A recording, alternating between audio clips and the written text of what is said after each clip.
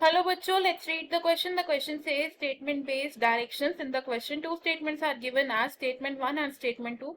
Mark the correct choice as option 1. Both statement 1 and statement 2 are correct. Option 2. Both statement 1 and statement 2 are incorrect. Option 3. Statement 1 is correct and statement 2 is incorrect. Option 4. Statement 1 is incorrect and statement 2 is correct.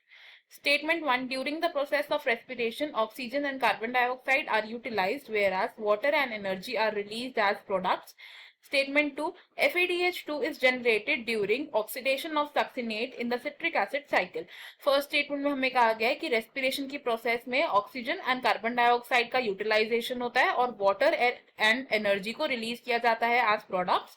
Second statement में कहा गया है कि FADH को generate किया जाता है जब सक्सिनेट की ऑक्सीडेशन होती है ड्यूरिंग सिट्रिक एसिड साइकिल। इस क्वेश्चन में सबसे पहले बात करते हैं की कॉन्सेप्ट की। The key concept would be respiration.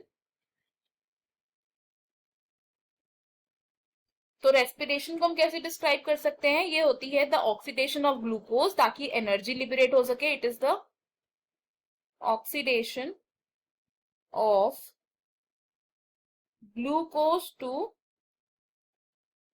Liberate energy. Respiration की प्रोसेस में क्या होता है, ऑक्सीजन का यूटिलाइजेशन होता है, oxygen is utilised and products क्या क्या बनते हैं इस प्रोसेस में, दो प्रोडक्ट्स रिलीज होते हैं, they are carbon dioxide that is CO2, water that is H2O and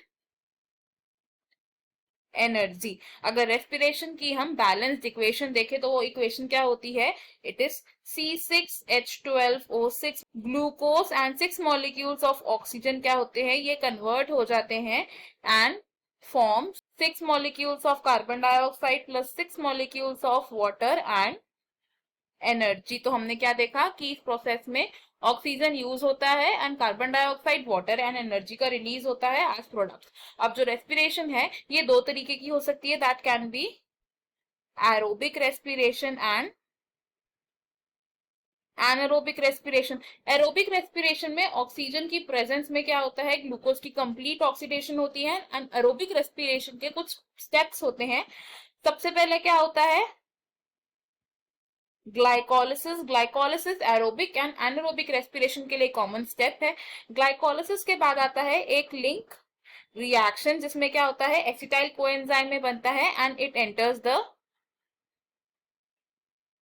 tricarboxylic acid cycle which is the citric acid cycle, या हम जिसे क्रेब्स साइकिल के नाम से भी जानते हैं। इसके बाद आता है electron transport chain and then chemiosmosis से एनर्जी एटीपी की सिंथेसिस होती है। अब अगर इनमें से हम बात करें ट्राइकार्बोक्सिलिक एसिड साइकिल की, यानी कि जो हमारी क्रेब्स साइकिल होती है, इसमें क्या होता है, लिंक रिएक्शन से फॉर्म होता है acetyl coenzyme A. Acetyl coenzyme A एक 2 कार्बन मॉलिक्यूल है। ये क्या करता है, ये कंबाइन करता है with oxalo acetic acid which is a 4 carbon compound. तो एसिटाइल कोएंजाइम में जब ऑक्सालो एसिटिक एसिड के साथ कंबाइन करेगा तो ये क्या फॉर्म करता है, ये फॉर्म करता है एक 6 carbon compound which is citrate. Citrate convert होता है इनटू आइसोसिट्रेट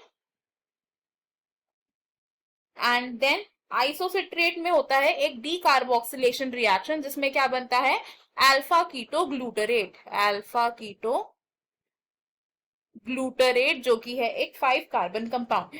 अब दोबारा से एक डीकार्बोक्सिलेशन रिएक्शन होगा एंड ये जो अल्फा कीटो ग्लूटरेट है ये कन्वर्ट हो जाता है इनटू सक्सिनाइल कोएंजाइम में।